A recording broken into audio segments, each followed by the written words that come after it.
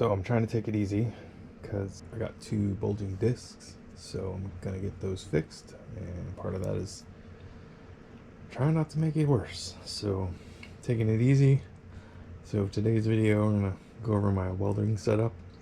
Took a while to get to this point and it still needs some updates or whatever, but it works really well. Some of you guys might recognize the base of this thing as a projection stand. Old school, you know, literally in school projector stand. And it works pretty well. It holds both of my welders. I got a Millermatic 175 wire feed that I got from a friend a long time ago. The current equivalent of that is probably the 211. They're pretty spendy, but it's a really nice welder. I've had it long enough. It's been rebuilt once. I've added a longer lead to it. This one now has a 15-foot lead. Nice and new. Just replaced that. And yeah, that thing works great. The other one I have is my TIG, and it's an Eastwood TIG 200. What I'll say about this is if you're thinking about TIG at all, buy this welder. It is awesome. I like it a lot. I didn't know how to TIG weld before I started. I probably still don't really know how, but I can make some nice looking welds with that machine, especially thicker metal, which is mostly what I weld.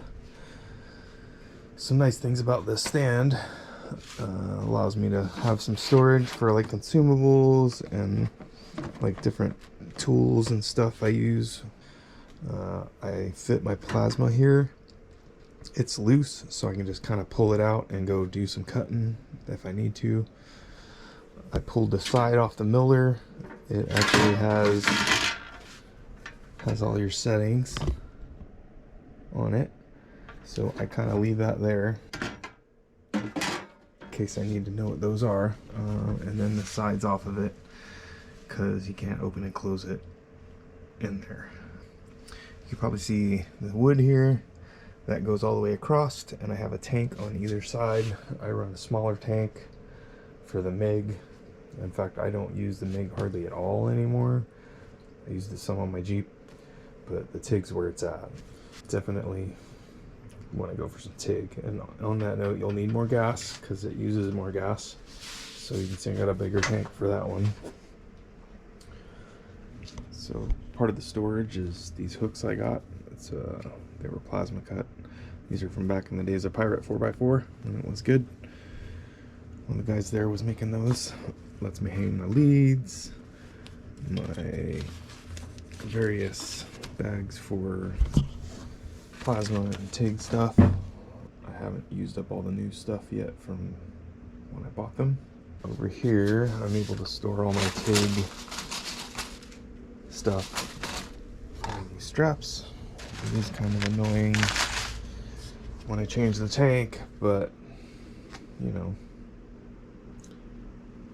until I figure out a better way, that's the way.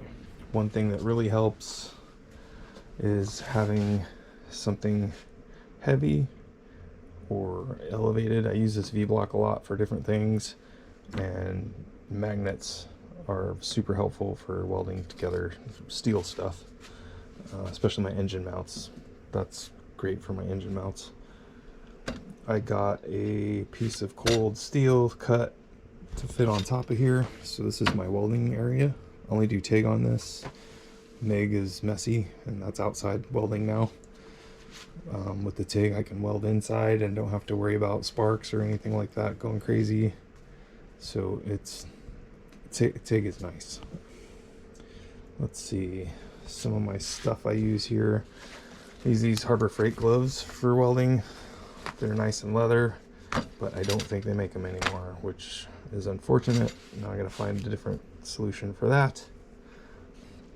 I'm an older guy, well, I'm 51, so I use readers anyway, but these are extra magnification, and I wear these welding, and you can see the weld really well with the magnification of the glasses. I think even if you don't wear glasses, you would benefit from like a 1.5 times magnification or something. These are 2, and I use like, actually these are 2.5, and I use 1.5 to do actual reading with my glasses. I got a welder hat because it fits under the helmet nicely. And then we'll get to my helmet. I spent some money on this one birthday. I used to use a Harbor Freight helmet, but I got this one. It's really nice. It's got a nice full face on it. And then I've velcroed on this really bright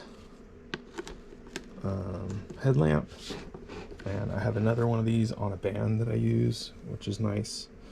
And it's super helpful for welding and being able to see. Probably the last thing is this easy rest or steady rest or whatever they call it. This thing is great. Like you can ratchet it up, bring it down, swivel it around, bring it outside. Yeah, that's nice. I like that. I did have to modify it to fit this configuration and all that, but it works good. Yeah, that's my welding cart. Don't forget to keep a fire extinguisher close. Those are always handy, even if you don't have a fire, because you might have a fire. I've had fires when I didn't think I had fires. So that's about it on the welding cart. Thanks for watching.